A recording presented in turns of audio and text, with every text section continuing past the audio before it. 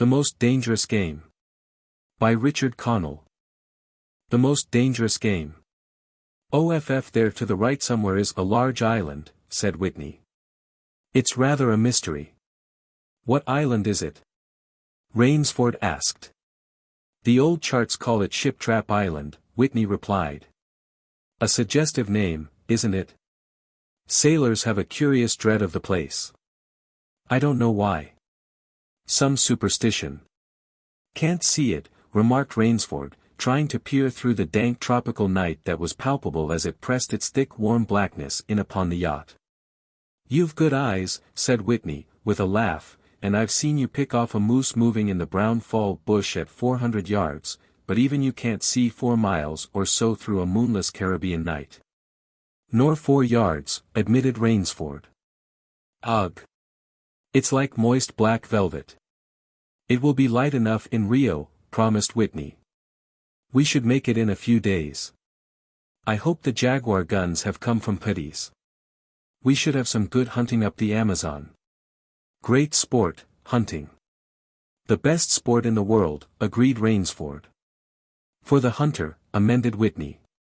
Not for the Jaguar. Don't talk rot, Whitney, said Rainsford. You're a big game hunter, not a philosopher. Who cares how a jaguar feels? Perhaps the jaguar does, observed Whitney. Bah! They've no understanding. Even so, I rather think they understand one thing: fear. The fear of pain and the fear of death. Nonsense, laughed Rainsford. This hot weather is making you soft, Whitney. Be a realist.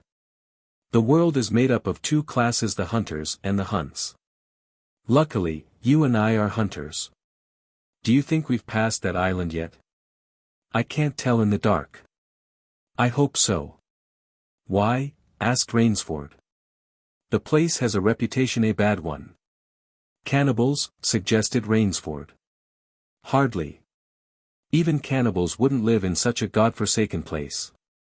But it's gotten into sailor lore, somehow. Didn't you notice that the crew's nerves seemed a bit jumpy today? They were a bit strange, now you mention it. Even Captain Nielsen. Yes, even that tough-minded old Swede, who'd go up to the devil himself and ask him for a light. Those fishy blue eyes held a look I never saw there before. All I could get out of him was, this place has an evil name among seafaring men, sir. Then he said to me, very gravely, don't you feel anything? As if the air about us was actually poisonous. Now, you mustn't laugh when I tell you this. I did feel something like a sudden chill. There was no breeze. The sea was as flat as a plate-glass window. We were drawing near the island then. What I felt was a mental chill. A sort of sudden dread. Pure imagination, said Rainsford. One superstitious sailor can taint the whole ship's company with his fear. Maybe. But sometimes I think sailors have an extra sense that tells them when they are in danger. Sometimes I think evil is a tangible thing with wavelengths, just as sound and light have. An evil place can, so to speak, broadcast vibrations of evil. Anyhow, I'm glad we're getting out of this zone. Well, I think I'll turn in now, Rainsford. I'm not sleepy, said Rainsford. I'm going to smoke another pipe up on the afterdeck. Good night, then, Rainsford. See you at breakfast. Right. Good night, Whitney. There was no sound in the night as Rainsford sat there but the muffled throb of the engine that drove the yacht swiftly through the darkness, and the swish and ripple of the wash of the propeller. Rainsford, reclining in a steamer chair, indolently puffed on his favorite briar. The sensuous drowsiness of the night was on him. It's so dark, he thought, that I could sleep without closing my eyes. The night would be my eyelids. An abrupt sound startled him. Off to the right he heard it, and his ears, expert in such matters, could not be mistaken. Again he heard the sound, and again. Somewhere, off in the blackness, someone had fired a gun 3 times. Rainsford sprang up and moved quickly to the rail, mystified. He strained his eyes in the direction from which the reports had come, but it was like trying to see through a blanket. He leaped upon the rail and balanced himself there, to get greater elevation. His pipe, striking a rope, was knocked from his mouth. He lunged for it. A short, hoarse cry came from his lips as he realized he had reached too far and had lost his balance. The cry was pinched off short as the blood-warm waters of the Caribbean Sea dosed over his head. He struggled up to the surface and tried to cry out, but the wash from the speeding yacht slapped him in the face and the salt water in his open mouth made him gag and strangle.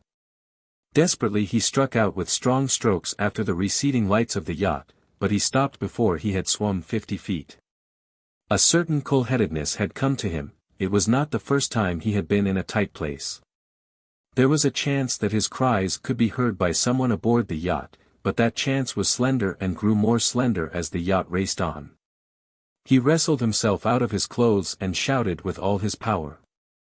The lights of the yacht became faint and ever-vanishing fireflies, then they were blotted out entirely by the night. Rainsford remembered the shots. They had come from the right, and doggedly he swam in that direction, swimming with slow, deliberate strokes, conserving his strength. For a seemingly endless time he fought the sea. He began to count his strokes. He could do possibly 100 more and then. Rainsford heard a sound. It came out of the darkness, a high screaming sound, the sound of an animal in an extremity of anguish and terror. He did not recognize the animal that made the sound. He did not try to. With fresh vitality he swam toward the sound. He heard it again, then it was cut short by another noise, crisp, staccato. "Pistol shot," muttered Rainsford, swimming on. 10 minutes of determined effort brought another sound to his ears, the most welcome he had ever heard, the muttering and growling of the sea breaking on a rocky shore. He was almost on the rocks before he saw them. On a night less calm he would have been shattered against them. With his remaining strength he dragged himself from the swirling waters. Jagged crags appeared to jut up into the opaqueness. He forced himself upward, hand over hand. Gasping, his hands raw, he reached a flat place at the top. Dense jungle came down to the very edge of the cliffs. What perils that tangle of trees and underbrush might hold for him did not concern Rainsford just then. All he knew was that he was safe from his enemy, the sea, and that utter weariness was on him. He flung himself down at the jungle edge and tumbled headlong into the deepest sleep of his life. When he opened his eyes he knew from the position of the sun that it was late in the afternoon. Sleep had given him new vigor, a sharp hunger was picking at him. He looked about him, almost cheerfully. Where there are pistol shots, there are men. Where there are men, there is food, he thought. But what kind of men, he wondered, in so forbidding a place? An unbroken front of snarled and ragged jungle fringed the shore. He saw no sign of a trail through the closely knit web of weeds and trees. It was easier to go along the shore, and Rainsford floundered along by the water. Not far from where he landed, he stopped. Some wounded thing, by the evidence, a large animal had thrashed about in the underbrush. The jungle weeds were crushed down and the moss was lacerated. One patch of weeds was stained crimson. A small, glittering object not far away caught Rainsford's eye and he picked it up. It was an empty cartridge. "A .22, he remarked. "That's odd. It must have been a fairly large animal too. The hunter had his nerve with him to tackle it with a light gun. It's clear that the brute put up a fight. I suppose the first 3 shots I heard was when the hunter flushed his quarry and wounded it. The last shot was when he trailed it here and finished it." He examined the ground closely and found what he had hoped to find, the print of hunting boots. They pointed along the cliff in the direction he had been going. Eagerly he hurried along, now slipping on a rotten log or a loose stone, but making headway. Night was beginning to settle down on the island. Bleak darkness was blacking out the sea and jungle when Rainsford sighted the lights. He came upon them as he turned a crook in the coastline, and his first thought was that he had come upon a village, for there were many lights. But as he forged along he saw to his great astonishment that all the lights were in one enormous building, a lofty structure with pointed towers plunging upward into the gloom. His eyes made out the shadowy outlines of a palatial chateau. It was set on a high bluff, and on 3 sides of it cliffs dived down to where the sea licked greedy lips in the shadows. Mirage, thought Rainsford. But it was no mirage, he found, when he opened the tall spiked iron gate. The stone steps were real enough, the massive door with a leering gargoyle for a knocker was real enough, yet above it all hung an air of unreality. He lifted the knocker, and it creaked up stiffly, as if it had never before been used. He let it fall, and it startled him with its booming loudness. He thought he heard steps within, the door remained closed. Again Rainsford lifted the heavy knocker, and let it fall. The door opened as suddenly as if it were on a spring and Rainsford stood blinking in the river of glaring gold light that poured out. The first thing Rainsford's eyes discerned was the largest man Rainsford had ever seen, a gigantic creature, solidly made and black-bearded to the waist. In his hand the man held a long-barreled revolver, and he was pointing it straight at Rainsford's heart. Out of the snarl of beard 2 small eyes regarded Rainsford. "Don't be alarmed," said Rainsford, with a smile which he hoped was disarming. "I'm no robber. I fell off a yacht. My name is Sanger Rainsford of New York City." The menacing look in the eyes did not change. The revolver pointing as rigidly as if the giant were a statue. He gave no sign that he understood Rainsford's words, or that he had even heard them. He was dressed in a black uniform trimmed with grey astrakhan. "I'm Sanger Rainsford of New York," Rainsford began again. "I fell off a yacht. I am hungry." The man's only answer was to raise with his thumb the hammer of his revolver. Then Rainsford saw the man's free hand go to his forehead in a military salute, and he saw him click his heels together and stand at attention. Another man was coming down the broad marble steps, an erect, slender man in evening clothes. He advanced to Rainsford and held out his hand. In a cultivated voice marked by a slight accent that gave it added precision and deliberateness, he said, "It is a very great pleasure and honor to welcome Mr. Sanger Rainsford, the celebrated hunter, to my home." Automatically Rainsford shook the man's hand. "I've read your book about hunting snow leopards in Tibet, you see," explained the man. "I am General Zaroff." Rainsford's first impression was that the man was singularly handsome. His second was that there was an original, almost bizarre quality about the general's face. He was a tall man past middle age, for his hair was a vivid white. But his thick eyebrows and pointed military mustache were as black as the night from which Rainsford had come. His eyes, too, were black and very bright. He had high cheekbones, a sharp-cut nose, a spare, dark face, the face of a man used to giving orders, the face of an aristocrat. Turning to the giant in uniform, the general made a sign. The giant put away his pistol, saluted, withdrew. "Ivan is an incredibly strong fellow," remarked the general, "but he has the misfortune to be deaf and dumb. A simple fellow, but, I'm afraid, like all his race, a bit of a savage." "Is he Russian?" "He is a Cossack," said the general, and his smile showed red lips and pointed teeth. "So am I." "Come," he said, "we shouldn't be chatting here. We can talk later. Now you want clothes, food, rest. You shall have them. This is a most restful spot." Ivan had reappeared, and the general spoke to him with lips that moved but gave forth no sound. "Follow Ivan, if you please, Mr. Rainsford," said the general. "I was about to have my dinner when you came. I'll wait for you. You'll find that my clothes will fit you, I think." It was to a huge, beam-ceilinged bedroom with a canopied bed big enough for 6 men that Rainsford followed the silent giant. Ivan laid out an evening suit, and Rainsford, as he put it on, noticed that it came from a London tailor who ordinarily cut and sewed for none below the rank of duke. The dining room to which Ivan conducted him was in many ways remarkable. There was a medieval magnificence about it. It suggested a baronial hall of feudal times with its oaken panels, its high ceiling, its vast refectory tables where 20 men could sit down to eat. About the hall were mounted heads of many animals: lions, tigers, elephants, moose, bears, larger or more perfect specimens Rainsford had never seen. At the great table the general was sitting, alone. "You'll have a cocktail, Mr. Rainsford," he suggested. The cocktail was surpassingly good, and, Rainsford noted, the table appointments were of the finest: the linen, the crystal, the silver, the china. They were eating borscht, the rich, red soup with whipped cream so dear to Russian palates. Half apologetically General Zaroff said, "We do our best to preserve the amenities of civilization here. Please forgive any lapses. We are well off the beaten track, you know." "Do you think the champagne has suffered from its long ocean trip?" "Not in the least," declared Rainsford. He was finding the general a most thoughtful and affable host, a true cosmopolite.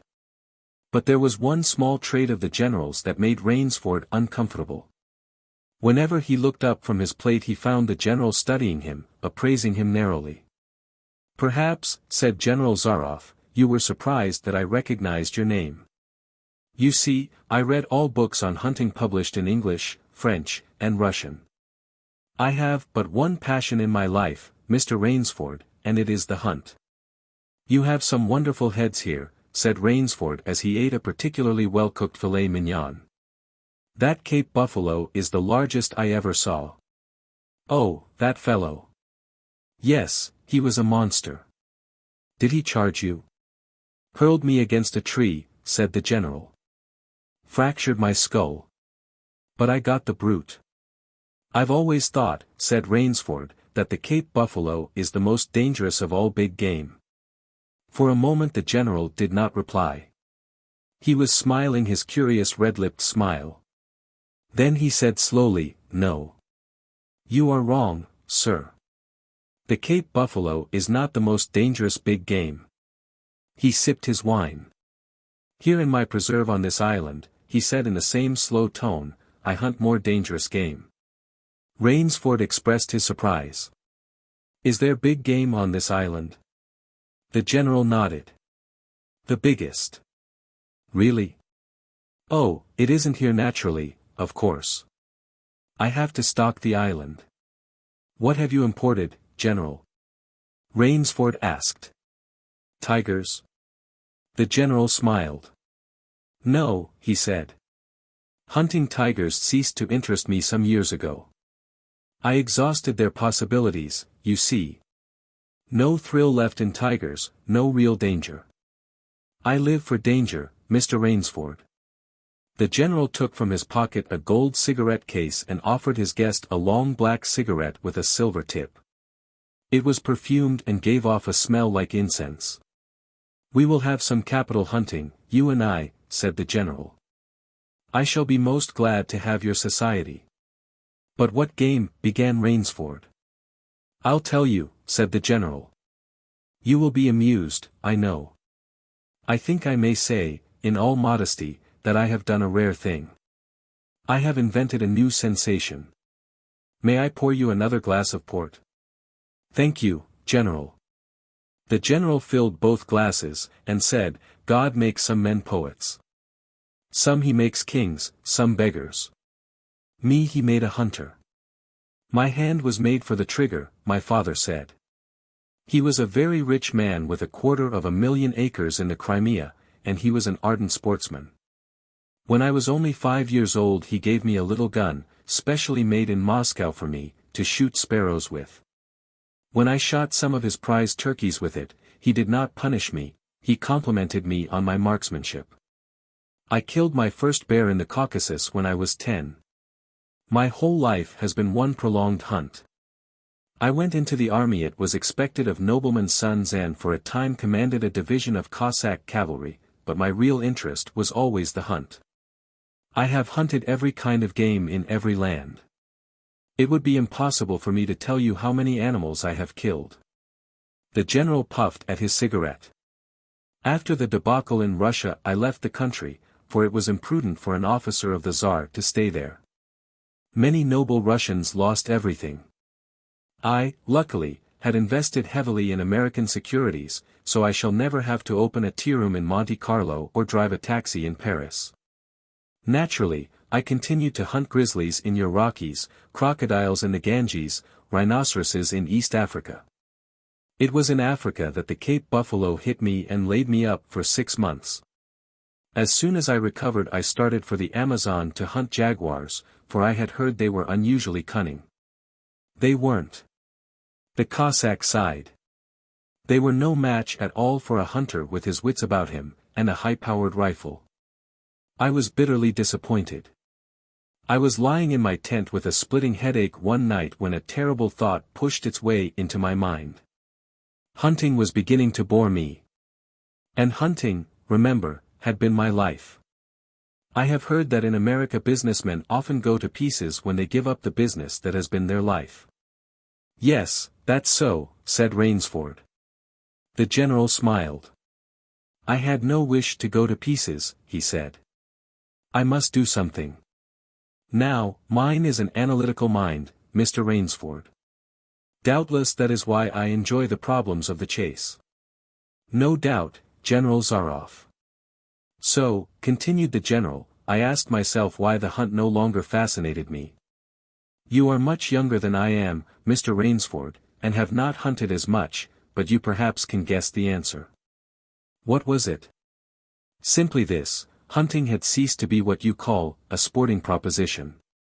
It had become too easy. I always got my quarry. Always. There is no greater bore than perfection. The general lit a fresh cigarette. No animal had a chance with me any more. That is no boast, it is a mathematical certainty. The animal had nothing but his legs and his instinct. Instinct is no match for reason. When I thought of this it was a tragic moment for me, I can tell you. Rainsford leaned across the table, absorbed in what his host was saying. It came to me as an inspiration what I must do, the general went on. And that was? The general smiled the quiet smile of one who has faced an obstacle and surmounted it with success. I had to invent a new animal to hunt, he said. A new animal? You're joking. Not at all, said the general. I never joke about hunting. I needed a new animal. I found one. So I bought this island, built this house, and here I do my hunting. The island is perfect for my purposes. There are jungles with a maze of traits in them, hills, swamps. But the animal, General Zaroff? Oh, said the general, it supplies me with the most exciting hunting in the world. No other hunting compares with it for an instant. Every day I hunt, and I never grow bored now, for I have a quarry with which I can match my wits. Rainsford's bewilderment showed in his face. I wanted the ideal animal to hunt, explained the general. So I said, what are the attributes of an ideal quarry? And the answer was, of course, it must have courage, cunning, and, above all, it must be able to reason. But no animal can reason, objected Rainsford. My dear fellow, said the general, there is one that can. But you can't mean, gasped Rainsford. And why not? I can't believe you are serious, General Zaroff. This is a grisly joke.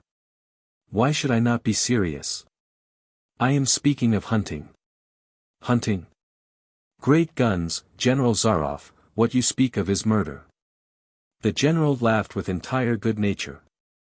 He regarded Rainsford quizzically. I refuse to believe that so modern and civilized a young man as you seem to be harbors romantic ideas about the value of human life. Surely your experiences in the war did not make me condone cold-blooded murder, finished Rainsford stiffly. Laughter shook the general. How extraordinarily droll you are, he said. One does not expect nowadays to find a young man of the educated class, even in America, with such a naive, and, if I may say so, mid-Victorian point of view. It's like finding a snuff-box in a limousine. Ah, well, doubtless you had Puritan ancestors. So many Americans appear to have had. I'll wager you'll forget your notions when you go hunting with me. You've a genuine new thrill in store for you, Mr. Rainsford. Thank you, I'm a hunter, not a murderer. Dear me, said the general, quite unruffled, again that unpleasant word. But I think I can show you that your scruples are quite ill-founded. Yes. Life is for the strong, to be lived by the strong, and, if needs be, taken by the strong. The weak of the world were put here to give the strong pleasure. I am strong. Why should I not use my gift? If I wish to hunt, why should I not? I hunt the scum of the earth, sailors from tramp ships, lascars, blacks, Chinese, whites, mongrels. A thoroughbred horse or hound is worth more than a score of them. But they are men, said Rainsford hotly. Precisely, said the general. That is why I use them. It gives me pleasure. They can reason, after a fashion. So they are dangerous. But where do you get them? The general's left eyelid fluttered down in a wink. This island is called Ship Trap, he answered. Sometimes an angry god of the high seas sends them to me. Sometimes, when Providence is not so kind, I help Providence a bit. Come to the window with me. Rainsford went to the window and looked out toward the sea. Watch. Out there. Exclaimed the general, pointing into the night. Rainsford's eyes saw only blackness, and then, as the general pressed a button, far out to sea Rainsford saw the flash of lights. The general chuckled. They indicate a channel, he said, where there's none. Giant rocks with razor edges crouch like a sea monster with wide open jaws. They can crush a ship as easily as I crush this nut. He dropped a walnut on the hardwood floor and brought his heel grinding down on it. Oh, yes, he said, casually, as if in answer to a question, I have electricity. We try to be civilized here. Civilized? And you shoot down men? A trace of anger was in the general's black eyes, but it was there for but a second, and he said, in his most pleasant manner, Dear me, what a righteous young man you are. I assure you I do not do the thing you suggest. That would be barbarous. I treat these visitors with every consideration. They get plenty of good food and exercise. They get into splendid physical condition. You shall see for yourself tomorrow. What do you mean? We'll visit my training school, smiled the general. It's in the cellar. I have about a dozen pupils down there now. They're from the Spanish bark San Lucar. It had the bad luck to go on the rocks out there. A very inferior lot, I regret to say. Poor specimens and more accustomed to the deck than to the jungle. He raised his hand, and Ivan, who served as waiter, brought thick Turkish coffee. Rainsford, with an effort, held his tongue in check. It's a game, you see, pursued the general blandly. I suggest to one of them that we go hunting. I give him a supply of food and an excellent hunting knife. I give him 3 hours' start. I am to follow, armed only with a pistol of the smallest caliber and range. If my quarry eludes me for 3 whole days, he wins the game. If I find him, the general smiled, he loses. Suppose he refuses to be hunted? Oh, said the general, I give him his option, of course. He need not play that game if he doesn't wish to. If he does not wish to hunt, I turn him over to Ivan. Ivan once had the honor of serving as official Naterto of the Great White Tsar, and he has his own ideas of sport. Invariably, Mr. Rainsford, invariably they choose the hunt. And if they win? The smile on the general's face widened. To date I have not lost, he said. Then he added, hastily, I don't wish you to think me a braggart, Mr. Rainsford. Many of them afford only the most elementary sort of problem. Occasionally I strike a Tartar. One almost did win. I eventually had to use the dogs. The dogs? This way, please. I'll show you. The general steered Rainsford to a window. The lights from the windows sent a flickering illumination that made grotesque patterns on the courtyard below, and Rainsford could see moving about there a dozen or so huge black shapes. As they turned toward him, their eyes glittered greenly. A rather good lot, I think, observed the general. They are let out at 7 every night. If anyone should try to get into my house or out of it, something extremely regrettable would occur to him. He hummed a snatch of song from the Folies Bergère. And now, said the general, I want to show you my new collection of heads. Will you come with me to the library? I hope, said Rainsford, that you will excuse me tonight, General Zaroff. I'm really not feeling well. Ah, indeed? The general inquired solicitously. Well, I suppose that's only natural, after your long swim. You need a good, restful night's sleep. Tomorrow you'll feel like a new man, I'll wager. Then we'll hunt, eh? I've one rather promising prospect. Rainsford was hurrying from the room. Sorry you can't go with me tonight, called the general. I expect rather fair sport, a big, strong, black. He looks resourceful. Well, good night, Mr. Rainsford. I hope you have a good night's rest. The bed was good, and the pajamas of the softest silk, and he was tired in every fiber of his being, but nevertheless Rainsford could not quiet his brain with the opiate of sleep. He lay, eyes wide open. Once he thought he heard stealthy steps in the corridor outside his room. He sought to throw open the door, it would not open. He went to the window and looked out. His room was high up in one of the towers. The lights of the chateau were out now, and it was dark and silent, but there was a fragment of sallow moon, and by its wan light he could see, dimly, the courtyard. There, weaving in and out in the pattern of shadow, were black, noiseless forms. The hounds heard him at the window and looked up, expectantly, with their green eyes. Rainsford went back to the bed and lay down. By many methods he tried to put himself to sleep. He had achieved a doze when, just as morning began to come, he heard, far off in the jungle, the faint report of a pistol. General Zaroff did not appear until luncheon. He was dressed faultlessly in the tweeds of a country squire. He was solicitous about the state of Rainsford's health. As for me, sighed the general, I do not feel so well. I am worried, Mr. Rainsford. Last night I detected traces of my old complaint. To Rainsford's questioning glance the general said, ennui. Boredom. Then, taking a second helping of crêpes Suzette, the general explained, the hunting was not good last night. The fellow lost his head. He made a straight trail that offered no problems at all. That's the trouble with these sailors, they have dull brains to begin with, and they do not know how to get about in the woods. They do excessively stupid and obvious things. It's most annoying. Will you have another glass of Chablis, Mr. Rainsford? General, said Rainsford firmly, I wish to leave this island at once. The general raised his thickets of eyebrows, he seemed hurt. But, my dear fellow, the general protested, you've only just come. You've had no hunting. I wish to go today, said Rainsford. He saw the dead black eyes of the general on him, studying him. General Zaroff's face suddenly brightened. He filled Rainsford's glass with venerable Chablis from a dusty bottle.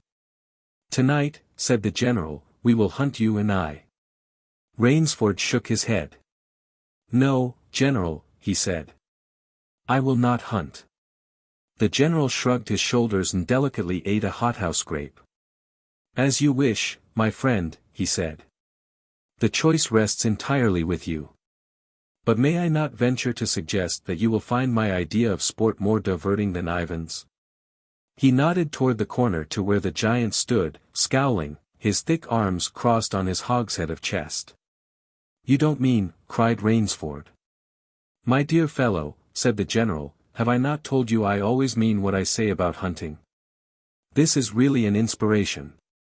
I drink to a foeman worthy of my steel at last. The general raised his glass, but Rainsford sat staring at him. You'll find this game worth playing, the general said enthusiastically. Your brain against mine. Your woodcraft against mine. Your strength and stamina against mine. Outdoor chess. And the stake is not without value, eh? And if I win, began Rainsford huskily. "I'll cheerfully acknowledge myself defeat if I do not find you by midnight of the third day," said General Zaroff. "My sloop will place you on the mainland near a town." The general read what Rainsford was thinking. "Oh, you can trust me," said the Cossack. "I will give you my word as a gentleman and a sportsman. Of course you, in turn, must agree to say nothing of your visit here." "I'll agree to nothing of the kind," said Rainsford. "Oh," said the general, "in that case, but why discuss that now? 3 days hence we can discuss it over a bottle of Veuve Clicquot, unless—" The general sipped his wine. Then a businesslike air animated him. "Ivan," he said to Rainsford, "will supply you with hunting clothes, food, a knife. I suggest you wear moccasins, they leave a poorer trail. I suggest, too, that you avoid the big swamp in the southeast corner of the island. We call it Death Swamp. There's quicksand there. One foolish fellow tried it. The deplorable part of it was that Lazarus followed him. You can imagine my feelings, Mr. Rainsford. I loved Lazarus, he was the finest hound in my pack. Well, I must beg you to excuse me now. I always take a siesta after lunch. You'll hardly have time for a nap, I fear. You'll want to start, no doubt. I shall not follow till dusk. Hunting at night is so much more exciting than by day, don't you think? Au revoir, Mr. Rainsford, au revoir." General Zaroff, with a deep, courtly bow, strolled from the room. From another door came Ivan. Under one arm he carried khaki hunting clothes, a haversack of food, a leather sheath containing a long-bladed hunting knife. His right hand rested on a cocked revolver thrust in the crimson sash about his waist. Rainsford had fought his way through the bush for 2 hours. "I must keep my nerve. I must keep my nerve," he said through tight teeth. He had not been entirely clear-headed when the chateau gates snapped shut behind him. His whole idea at first was to put distance between himself and General Zaroff. And, to this end, he had plunged along, spurred on by the sharp roars of something very like panic. Now he had got a grip on himself, had stopped, and was taking stock of himself and the situation. He saw that straight flight was futile. Inevitably it would bring him face to face with the sea. He was in a picture with a frame of water, and his operations, clearly, must take place within that frame. "I'll give him a trail to follow," muttered Rainsford, and he struck off from the rude path he had been following into the trackless wilderness. He executed a series of intricate loops. He doubled on his trail again and again, recalling all the lore of the fox hunt, and all the dodges of the fox. Night found him leg-weary, with hands and face lashed by the branches, on a thickly wooded ridge. He knew it would be insane to blunder on through the dark, even if he had the strength. His need for rest was imperative, and he thought, "I have played the fox, now I must play the cat of the fable." A big tree with a thick trunk and outspread branches was nearby, and, taking care to leave not the slightest mark, he climbed up into the crotch, and, stretching out on one of the broad limbs, after a fashion, rested. Rest brought him new confidence and almost a feeling of security. Even so zealous a hunter as General Zaroff could not trace him there, he told himself, only the devil himself could follow that complicated trail through the jungle after dark. But perhaps the general was a devil. An apprehensive night crawled slowly by like a wounded snake, and sleep did not visit Rainsford, although the silence of a dead world was on the jungle. Toward morning, when a dingy gray was varnishing the sky, the cry of some startled bird focused Rainsford's attention in that direction. Something was coming through the bush, coming slowly, carefully, coming by the same winding way Rainsford had come. He flattened himself down on the limb and, through a screen of leaves almost as thick as tapestry, he watched. That which was approaching was a man. It was General Zaroff. He made his way along with his eyes fixed in utmost concentration on the ground before him. He paused, almost beneath the tree, dropped to his knees and studied the ground. Rainsford's impulse was to hurl himself down like a panther, but he saw that the general's right hand held something metallic, a small automatic pistol. The hunter shook his head several times, as if he were puzzled. Then he straightened up and took from his case one of his black cigarettes. Its pungent incense-like smoke floated up to Rainsford's nostrils. Rainsford held his breath. The general's eyes had left the ground and were traveling inch by inch up the tree. Rainsford froze there, every muscle tensed for a spring. But the sharp eyes of the hunter stopped before they reached the limb where Rainsford lay. A smile spread over his brown face. Very deliberately he blew a smoke ring into the air, then he turned his back on the tree and walked carelessly away, back along the trail he had come. The swish of the underbrush against his hunting boots grew fainter and fainter. The pent-up air burst hotly from Rainsford's lungs. His first thought made him feel sick and numb. The general could follow a trail through the woods at night. He could follow an extremely difficult trail. He must have uncanny powers. Only by the merest chance had the Cossack failed to see his quarry. Rainsford's second thought was even more terrible. It sent a shudder of cold horror through his whole being. Why had the general smiled? Why had he turned back? Rainsford did not want to believe what his reason told him was true, but the truth was as evident as the sun that had by now pushed through the morning mists. The general was playing with him. The general was saving him for another day's sport. The Cossack was the cat, he was the mouse. Then it was that Rainsford knew the full meaning of terror. I will not lose my nerve. I will not. He slid down from the tree, and struck off again into the woods. His face was set and he forced the machinery of his mind to function. 300 yards from his hiding place he stopped where a huge dead tree leaned precariously on a smaller, living one.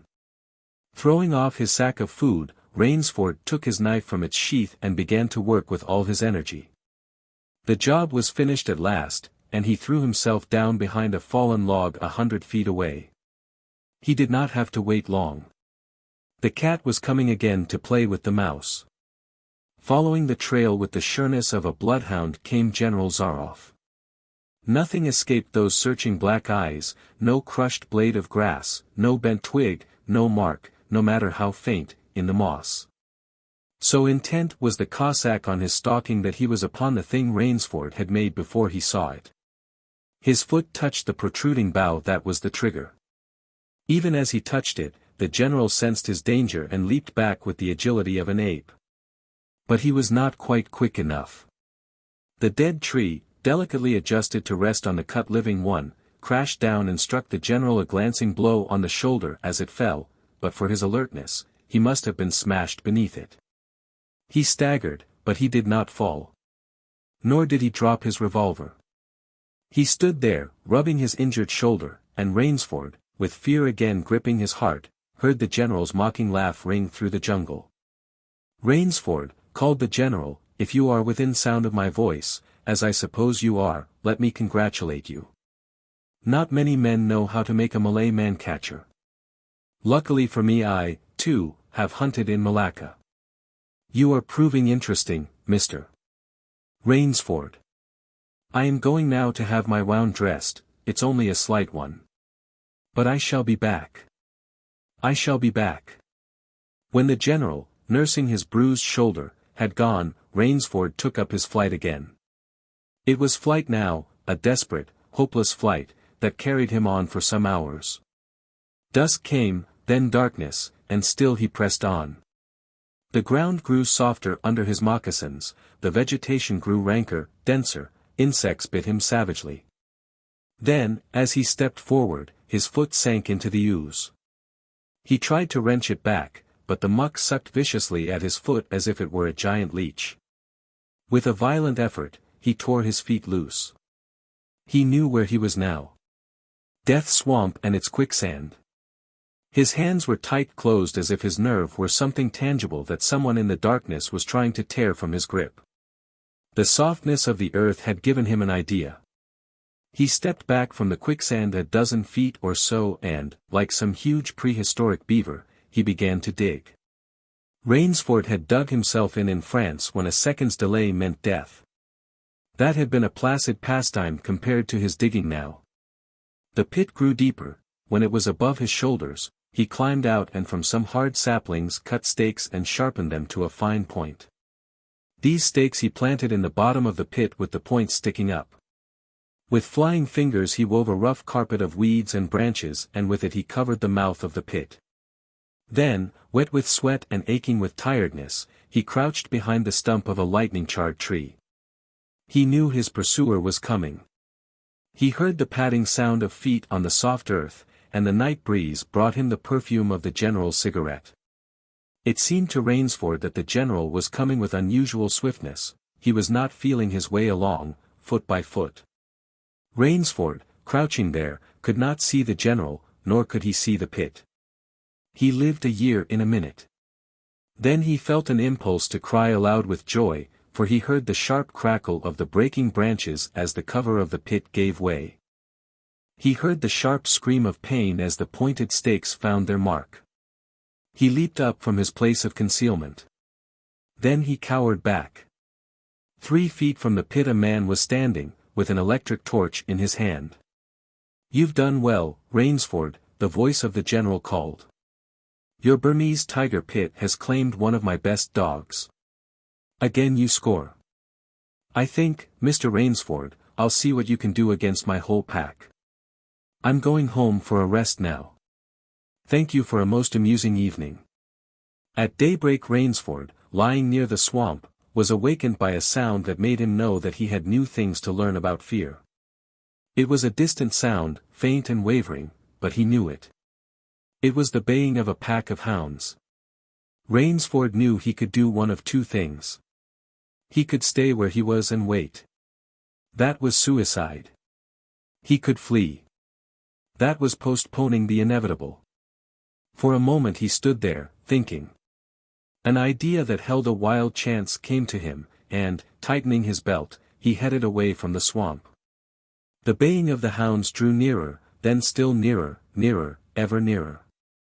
On a ridge Rainsford climbed a tree. Down a watercourse, not a quarter of a mile away, he could see the bush moving. Straining his eyes, he saw the lean figure of General Zaroff. Just ahead of him Rainsford made out another figure whose wide shoulders surged through the tall jungle weeds. It was the giant Ivan, and he seemed pulled forward by some unseen force. Rainsford knew that Ivan must be holding the pack in leash. They would be on him any minute now. His mind worked frantically. He thought of a native trick he had learned in Uganda. He slid down the tree. He caught hold of a springy young sapling and to it he fastened his hunting knife, with the blade pointing down the trail. With a bit of wild grapevine he tied back the sapling. Then he ran for his life. The hounds raised their voices as they hit the fresh scent. Rainsford knew now how an animal at bay feels. He had to stop to get his breath. The baying of the hounds stopped abruptly, and Rainsford's heart stopped too. They must have reached the knife. He shinned excitedly up a tree and looked back. His pursuers had stopped.